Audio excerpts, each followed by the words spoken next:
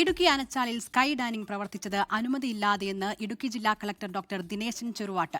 ലിസ്റ്റിലില്ലാത്ത റൈഡിന് adventure tourism promotion society അനുമതി നൽകിയതും വീഴ്ചയാണ്. ഇടുക്കിയിലെ മറ്റ് സാഹസിക വിനോദ കേന്ദ്രങ്ങളിൽ ഉടൻ പരിശോധന നടത്തും. നവംബർ 28-നാണ് ഇടുക്കി ആനച്ചാലിലെ സ്കൈ ഡൈനിങ്ങിൽ 4 അംഗ കുടുംബവും ജീവനക്കാരിയും കുടുങ്ങിയത്. അന്നുതന്നെ പ്രവർത്തനാനുമതിയില്ല എന്ന തെളിവുകൾ പുറത്തു വന്നിരുന്നു. റവന്യൂ വകുപ്പ് ആവശ്യപ്പെട്ടിട്ടും സ്കൈ ഡൈനിംഗ് സംബന്ധിച്ച പ്രവർത്തനാനുമതി രേഖകൾ ഉടമസ്ഥനും നടത്തിപ്പുകാരനും ഹാജരാക്കിയില്ല. Kerala adventure tourism promotion society നൽകിയെന്ന് പറയുന്ന അനുമതി നിയമങ്ങൾ പാലിക്കാതെയാണ്. ഇക്കാര്യം സംബന്ധിച്ച് റിപ്പോർട്ട് ആവശ്യപ്പെടുമെന്ന് ഇടുക്കി കളക്ടർ.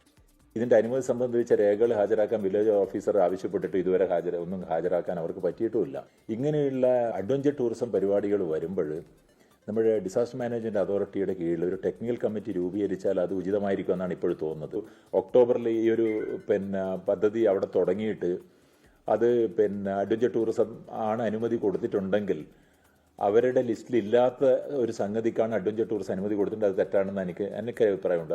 സാഹസിക വിനോദങ്ങളിൽ കൊച്ചുകുട്ടികളെയും പ്രായം കൂടിയവരെയും വിലക്കുന്ന കാര്യം പരിഗണിക്കുമെന്നും ജില്ലാ കളക്ടർ. സാഹസിക വിനോദങ്ങൾക്ക് അനുമതി നൽകാൻ ജില്ലാതലത്തിൽ വിദഗ്ധ സമിതിയെ നിയോഗിക്കും. വിവിധ മേഖലകളിൽ നിന്നുള്ള വിദഗ്ധരെ ഉൾക്കൊള്ളിച്ചായിരിക്കും സമിതി. 24 ഇടുക്കി. ലോകത്തെവിടെയായാലും ഏത് സമയത്തും 24 വാർത്തകളും ഓഗ്മെന്റഡ് റിയാലിറ്റി പാക്കേജുകളും എക്സ്പ്ലെയിനറുകളും വിശദമായി കാണാൻ ഞങ്ങളുടെ യൂട്യൂബ് ചാനൽ നിങ്ങൾക്ക് സബ്സ്ക്രൈബ് ചെയ്യാം.